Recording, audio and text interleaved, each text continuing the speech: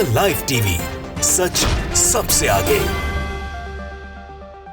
नमस्कार, मैं हूं रंजीत झा और आप देख रहे हैं द लाइव टीवी। क्या स्पीकर ओम बिरला की कुर्सी खतरे में है? क्या 2 दिनों में ही पूरा खेल पलटता जा रहा है? जिस हिसाब से नरेंद्र मोदी ने लोकसभा स्पीकर ओम बिरला की तारीफ में बड़ी बड़ी बातें कर दी, ये मृदुभाषी व्यक्ति हैं, क्या मुस्कान है, क्या अंदाज है, सबको खुश रखते हैं। लेकिन ऐसा लगता नहीं है कि लोकसभा स्पीकर ओम बिरला ज्यादा दिन तक कुर्सी पर बैठने वाले हैं, क्योंकि जो रिपोर्ट आ रही है, कई जगह खबरें भी चल रही हैं। देश नीति यूट्यूब चैनल ने तो बाकायदा खबर भी चला दी है कि ओम बिरला पर गाज गिरने वाली है, और यह गाज तो मोदी जी तो नहीं गिराएंगे। ओम बिरला को हटाने का एक ही तरीका होता है, अविश्वास प्रस्ताव उनके खिलाफ लाया जाता है, वो भी 14 दिन पहले। तो ऐसे में क्या यह संभव है? लोकसभा में जो गतिविधियां चल रही हैं, इस बीच यह चीख चीख कर इशारे कर रही हैं कि ओम बिरला पर विपक्ष की सहमति देना की ध्वनि मत से ही उन्हें स्पीकर बना लीजिए, क्योंकि नंबर गेम में मामला फंस रहा था। तो क्या अब इस पर नए सिरे से विचार किया जा रहा है? क्या ओम बिरला की कुर्सी वाकई में खतरे में है? क्या ओम बिरला को वापस हटाया जा सकता है? तमाम ऐसे सवाल हैं। लेकिन इस बीच जो रिपोर्ट सामने आई है, वो कई मुद्दों को देखते हुए आई है। राहुल गांधी का माइक बंद किया गया। हालांकि ओम बिरला ने कहा कि कोई बटन हमारे पास नहीं होता कि हम माइक बंद कर दें, लेकिन फिर लोकसभा के अध्यक्ष आप हैं। बटन ऑन करने वाले, ऑफ करने वाले जो बैठे होंगे, वो बिना आपके इशारे के तो कुछ नहीं करेंगे। और अगर वो अपनी मर्जी से कर रहे हैं तो आपके कंपिटेंस पर सवाल है, सर जी, है या नहीं है? कि एक अध्यक्ष के होते हुए कोई ऑपरेटर अपने मन से स्विच ऑफ या ऑन तो नहीं कर सकता। अगर कर देता है तो ओम बिरला जी, आप कुर्सी पर फिर क्यों बैठे हैं? आपको तो हट जाना चाहिए। तमाम ऐसे सवाल उठे हैं। राहुल गांधी के साथ क्या हुआ, थोड़ा सा आप वीडियो में देख लीजिए, फिर हम आगे चर्चा करेंगे कि एक और बड़े नेता के साथ जो ओम बिरला ने सलूक किया, उन्होंने तो रोड शो ही निकाल दिया है। पहले राहुल गांधी को जरा सा देख लीजिए। माइक में बंद नहीं करता हूं, पूर्व में भी आपको व्यवस्था दी थी, यहाँ कोई बटन नहीं होता। सर माइक तो दे दीजिए। मैं आपको पूर्व में बता चुका हूं कि आप विषय राष्ट्रपति भाषण में रखें। अभी आपका नहीं सर, कोई हम रिकॉर्ड में नहीं जाएगा, इसलिए मेरा आग्रह है। उनको, हिंदुस्तान के जो स्टूडेंट्स हैं उनको हम जॉइंट मैसेज देना चाहते थे। हाँ दें, आप सुनिए। तो देखा आपने, राहुल गांधी ने कहा था, स्पीकर महोदय, मैं एक्चुअली सरकार की तरफ से भी और अपोजिशन की तरफ से भी एक ज्वाइंट मैसेज देना चाहता हूं हमारे देश के स्टूडेंट्स के लिए, खास करके नीट पीड़ित स्टूडेंट्स के लिए, कि हम आपके साथ हैं, हम आपके लिए काम करना चाहते हैं। बोलने दीजिए, माइक दे दीजिए, माइक ऑन कर दीजिए। तो स्पीकर महोदय कहते हैं कि नहीं, इस पर तो अभी बोलेंगे तो हम रिकॉर्ड में लेंगे ही नहीं। मतलब रिकॉर्ड में लेंगे या नहीं लेंगे, ये स्पीकर तय कर रहे हैं। माइक ऑन ऑफ कौन तय कर रहा है फिर? यह तो स्पीकर महोदय को बताना पड़ेगा ना सर। अब आगे देखिए, हुआ क्या कि दीपेंद्र हुड्डा इतने सीनियर सांसद हैं, ओम बिरला से भी सांसदी के मामले में तो सीनियर ही है, 5वीं बार जीत करके आए हैं। तो इन्होंने जब सदन में ओम बिरला से कुछ कहा कि सर, इस पर आपको आपत्ति नहीं होनी चाहिए अध्यक्ष महोदय, तो फिर क्या हुआ? इन्हें वो क्या बैठे, चलो चलो सलाह मत दिया करो, क्या सलाह करनी है मुझे मत सिखाया करो, बैठो बैठो बैठो।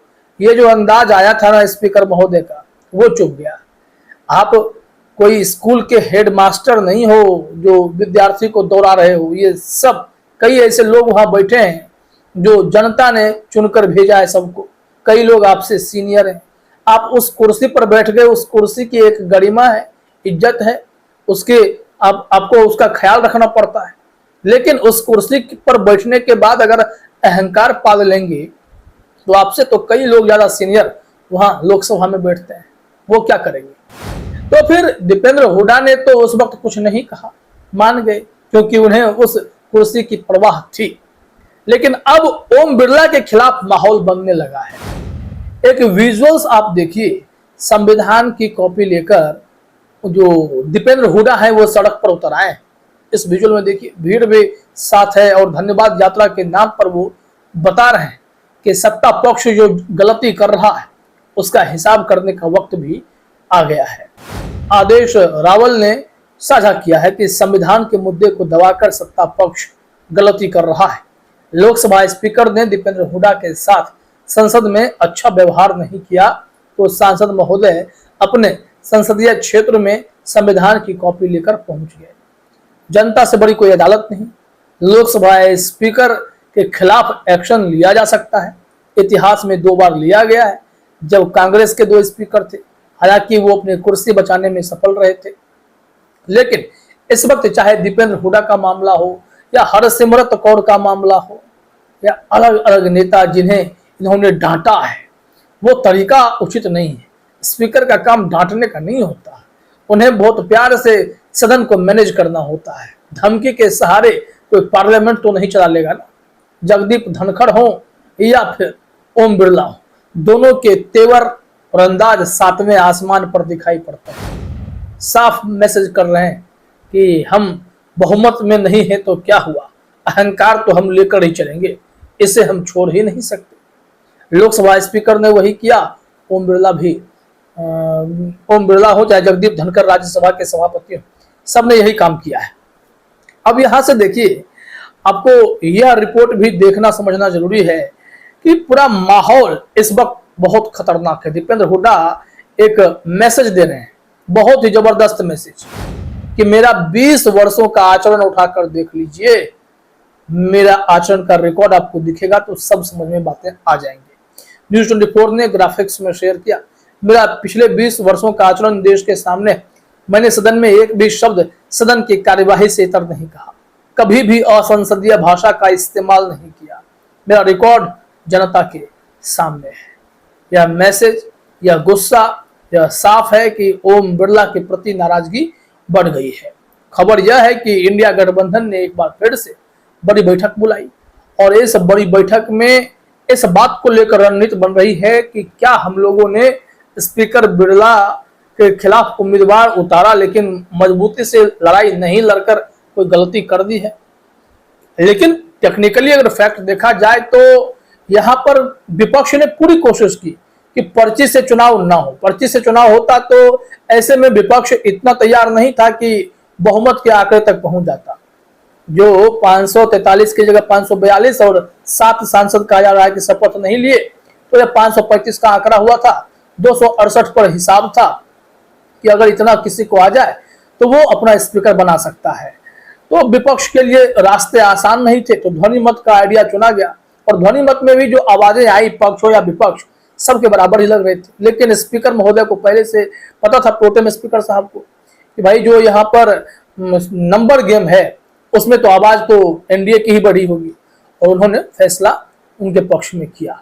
क्या इस वक्त विपक्ष इस तैयारी में है कि इन लोगों को जोड़कर, चाहे अब नीतीश कुमार हो, चंद्रबाबू नायडू हो, जगन मोहन रेड्डी हो, इन सबको साथ लेकर एक कोशिश की जाए कि भैया आप लोग साथ आओ तो अविश्वास प्रस्ताव 14 दिन पहले भेज दें, एक नोटिस स्पीकर साहब के खिलाफ, फिर वोटिंग करा ली जाए। इस बार पर्ची से वोटिंग करा देंगे, पर्ची से करा देंगे तो हो सकता है कि विपक्ष जीत भी जाए।